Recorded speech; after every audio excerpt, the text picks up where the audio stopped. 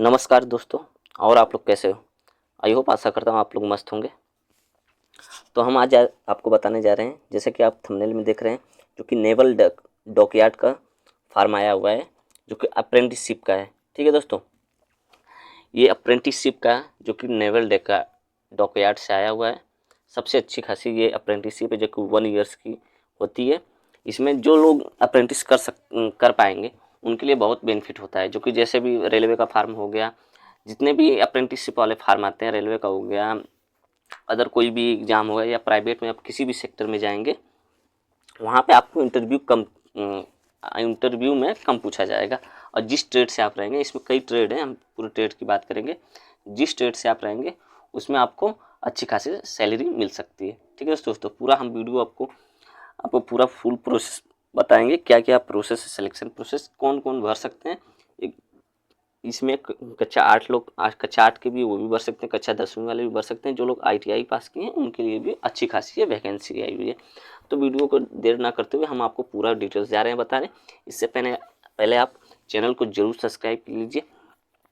इस चैनल पे नए नए जितने भी गवर्नमेंट जॉब, प्राइवेट जॉब आते हैं, सबका नोटिफिकेशन फुल वीडियो के साथ आपको प्रोवाइड किया जाता है। तो चैनल को जरूर आप सब्सक्राइब कर लीजिए। ठीक है दोस्तों, जैसा कि हम बता दें, ये नेवल डॉकयार्ड का अप्रेंटिसशिप का फार्म आया हुआ है, जो कि अप्लाई डेट इसका 23/4/2024 से अप्लाई डेट शुरू हो जाएगा। वहीं लास्ट डेट की बात की जाए, जो कि अंतिम दिन है इसका 10/5/2024, 10 तारीख तक ये लास्ट डेट है। ठीक है, एग्ज़ाम डेट और एडमिट कार्ड जो कि जून जुलाई में इसका निकलेगा। फिर उसके बाद आपको बता दें, हम आप टेलीग्राम से ज़रूर जुड़ जाइए। टेलीग्राम पे हम इसका PDF आपको, जो नोटिफिकेशन है उसका PDF हम भेज देंगे, पूरा फुल आप पढ़ लीजिएगा। ठीक है दोस्तों, और हम बता भी रहे हैं। वहीं एप्लीकेशन फ़ीस की बात की जाए तो एप्लीकेशन फ़ीस में कोई चार्ज नहीं है। जनरल OBC कोई किसी कैटेगरी का है तो उसको कोई चार्ज नहीं। किसी भी स्टेट से आप जनरल OBC के हैं तो कोई चार्ज रुपया नहीं देना है। वहीं ST SC अदर कैटेगरी की बात की जाए तो इनको भी कोई चार्ज नहीं देना है। ठीक है दोस्तों, वहीं एज की बात की जाए, एज लिमिट की बात की जाए तो एज लिमिट, मिनिमम एज आपका 14 साल होना चाहिए। मिनिमम एज 14 साल, मैक्सिमम एज आपका 21 साल होना चाहिए। ठीक है दोस्तों, वहीं एज का भी इसमें छूट दिया गया है, जो कि जितने भी प्राइवेट सरकारी जॉब आते हैं, जितना छूट उनको मिलता है, उनका छूट इसमें भी आपको मिलेगा। ठीक है दोस्तों, फिर वहीं वैकेंसी की बात की जाए, जो वैकेंसी टोटल इसमें 301 पोस्ट है। टोटल ये 301 पोस्ट है। क्वालिफिकेशन और पूरे वैकेंसी किस किस पोस्ट में कितने कितने वैकेंसी है, सभी के बारे में हम पूरा बताते हैं। ठीक है दोस्तों, वहीं ये पहला पोस्ट है जो कि इलेक्ट्रॉनिक्स है, जो कि 40 पोस्ट इसमें। ठीक है, फिर उसके बाद क्या है, इलेक्ट्रोपैलेट का जो कि 1 पोस्ट है। फिर उसके बाद फीटर से 50 पोस्ट है। फाउंडर मैन से 1 पोस्ट है। मशीन डीजल से 35 पोस्ट है। इंस्ट्रूमेंट मशीन से 7 पोस्ट है। उसके बाद मैनिनेस्ट से 13 पोस्ट है। MMTM से पोस्ट है, लगभग 13 पोस्ट है। फिर पेंटर से 9 पोस्ट है। फिर पेंटर मेकर से 2 पोस्ट है। फिर फीटर प्लम्बर से जितने लोग हैं 13 पोस्ट है, ये भर सकते हैं। इलेक्ट्रॉनिक्स मशीन से जो कि 26 पोस्ट है। MRAC जो कि 7 पोस्ट है। सीटल मेटल वर्कर के लिए 3 पोस्ट है। शिप राइटर वुड, जो जहाज बनाते हैं, कारपेंटर लोग, लकड़ी काम होता है, उनके लिए 18 पोस्ट है। टेलर के लिए 3 पोस्ट है। वेल्डर के लिए 20 पोस्ट है। मासोन के लिए 8 पोस्ट है। ICTSM के लिए 3 पोस्ट है।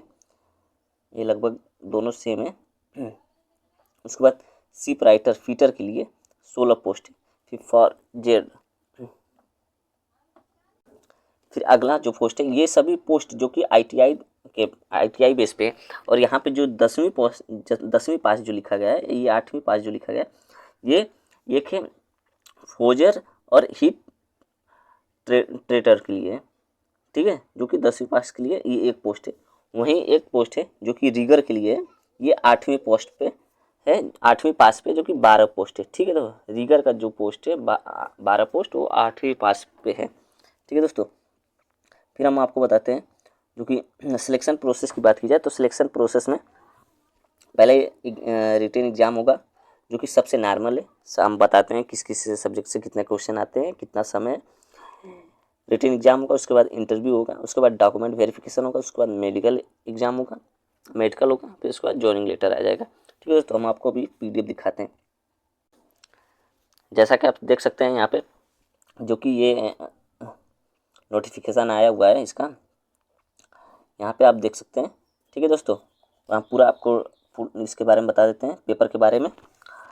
जैसा कि ये आप देख लीजिए कि जितने भी ट्रेड हम बताएं उसको में कितना किस किस ट्रेड किस किस कैटेगरी में कितना कितना पोस्ट है। तो यहाँ पे आप इसका PDF हम टेलीग्राम ग्रुप में सेंड कर देंगे, आप टेलीग्राम ग्रुप में जुड़ के इसको पढ़ सकते हैं। ठीक है दोस्तों, तो वैसी बात कर ले पेपर का क्या लेवल है और इंटरव्यू का क्या लेवल है। ठीक है दोस्तों, वहीं एज रिलैक्सेशन का भी आपको बता ही दिए हैं प्रोसेस।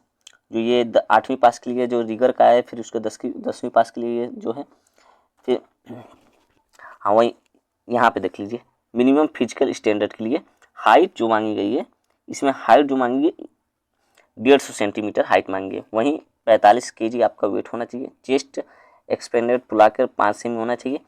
आई की बात की जो लोग चश्मा पहनते हैं, यहाँ पे लिखा गया है जो कि 6/9 करेक्टेड विद ग्लास, जिसका भी मतलब आँख थोड़ा प्रॉब्लम होगा उनके लिए 6/9 करेक्ट विथ गिलास के साथ सही होना चाहिए। ठीक है दोस्तों, फिर वहीं पे बात कर ले पेपर का लेवल। पेपर का आपको प्रोसेस बता दे रहे हैं। हाँ, इसकी आप द रिटन एग्जामिनेशन, वहीं देखिए OMR बेस आपका पेपर होगा जो कि साइंस से, यहाँ पे देखिए साइंस से 35 क्वेश्चन होंगे, साइंस से 35 क्वेश्चन होंगे, मैथ न्यूमेरिकल से 35 क्वेश्चन होंगे, GK GS से आपका 30 क्वेश्चन होगा, 30 क्वेश्चन मैथ से होगा, यहाँ पे देख सकते हैं, 35 क्वेश्चन साइंस होगा, और मैथ से आपका साइंस से 35 क्वेश्चन, मैथ से 35 क्वेश्चन, वहीं पे GK GS से 30 क्वेश्चन होगा। और टोटल निगेटिव मार्किंग कोई नहीं है इसमें। ड्यूरेशन टाइम का आपका 2 घंटे का टाइम का ड्यूरेशन है। ठीक है दोस्तों, यहाँ पे आप देख सकते हैं जो कि 2 घंटे का आपका टाइम का ड्यूरेशन है। ठीक है दोस्तों, पेपर आपका 2 लैंग्वेज में होगा। वहीं पे एग्ज़ाम की बात की जाए तो यहाँ पे आपको दे दिया गया है जो कि मई जून में 24 मई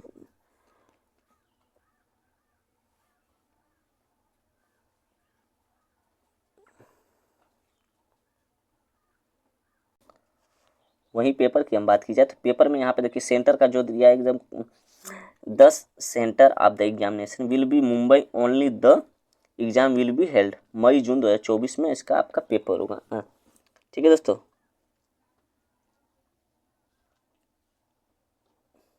ठीक है, आप समझ सकते हैं ना, आपका पेपर होगा, फिर उसके बाद मेरिट बनेगा, तो आपका इंटरव्यू होगा, फिर आपका सिलेक्शन हो जाएगा। ठीक है दोस्तों, आपको वीडियो कैसा लगा एक बार ज़रूर सब्सक्राइब करके चैनल को कमेंट करके ज़रूर बताइए, और वीडियो अच्छा लगा तो दोस्तों के पास ज़रूर शेयर करिए। मिलते हैं हम अगले वीडियो में। नमस्कार।